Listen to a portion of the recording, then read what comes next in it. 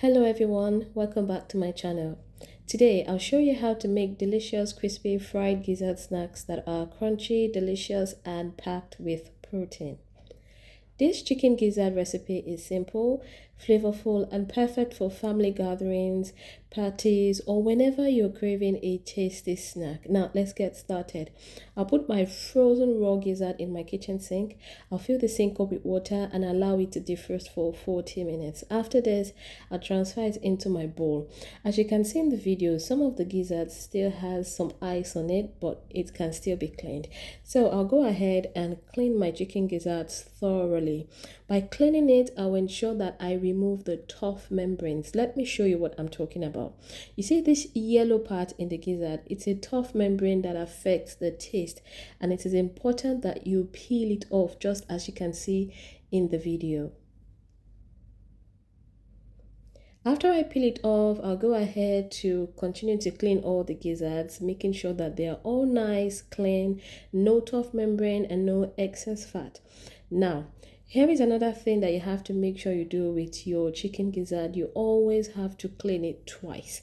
After cleaning it the second time off camera, I'll transfer everything into a pot. Now it's time to season my cleaned gizzards. I'll add 1 stock cube. I'll crush the stock cube in the pot, and then I'll proceed to add the other ingredients for seasoning, such as 1 teaspoon salt, 1 teaspoon curry powder, 1 teaspoon thyme. I'd also add 1 teaspoon ginger powder and 1 teaspoon garlic powder. This is optional but very nice. I'll slice a little bit of chili, scotch bonnet pepper into the pot as well. I'd also slice 1 small onion. I'm using red onions for this. You can use white onions. Basically, you can also use spring onions. Just use any onion that you have in your kitchen. And I like to say this, if you enjoy easy recipes like this, don't forget to like this video, subscribe to this channel, and turn on the notifications so that you can be notified every time I post new uploads, so you never miss my new recipes.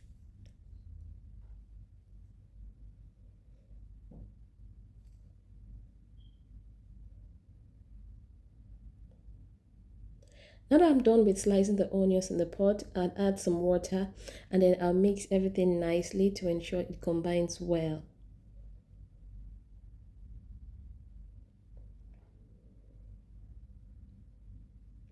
This is one of the fundamental parts in this recipe, because apart from cleaning, seasoning the chicken gizzards is a must to ensure that it tastes really nice and absolutely delicious. Now I'll transfer it to my cooker. I'll cover the pot and cook it for 45 to 50 minutes till it is soft and nicely cooked. Here is what it looks like after cooking for 30 minutes. As you can see, it looks like some of the seasoning evaporated and is stuck to the side of the pot. So what I'll do is, with my spoon, I'll push back all the seasoning, the curry, the thyme. I'll push everything back into the pot to ensure it cooks nicely. And of course, it is important to taste the gizzards just to be sure that they taste nice or need more seasoning. After tasting mine, I realized I needed to add 1 more stock cube, and that's exactly what I am going to do. Now I'll cover the pot and I'll cook it for 15 more minutes.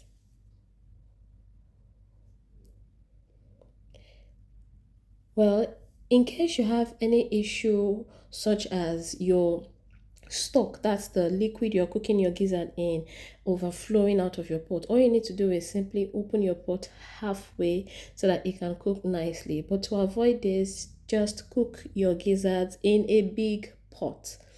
After cooking for 15 extra minutes, I'll transfer into my colander. The reason why I'm doing this is to remove excess liquid so that the next step would be easy and straightforward.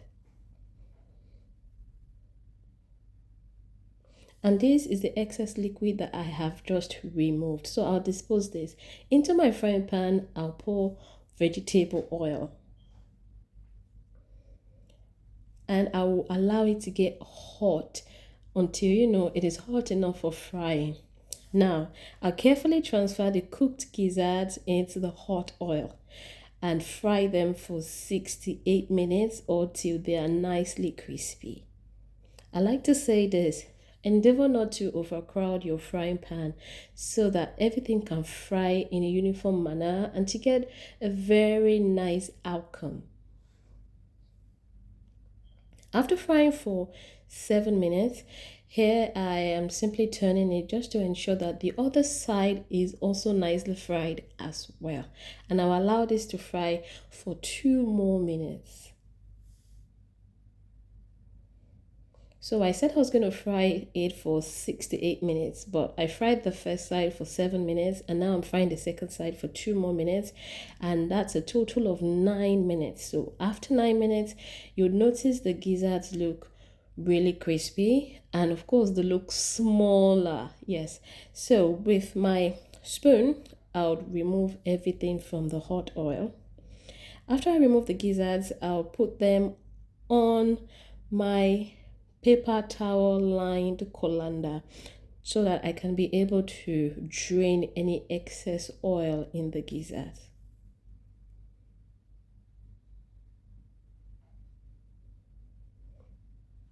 And that's it, just like that.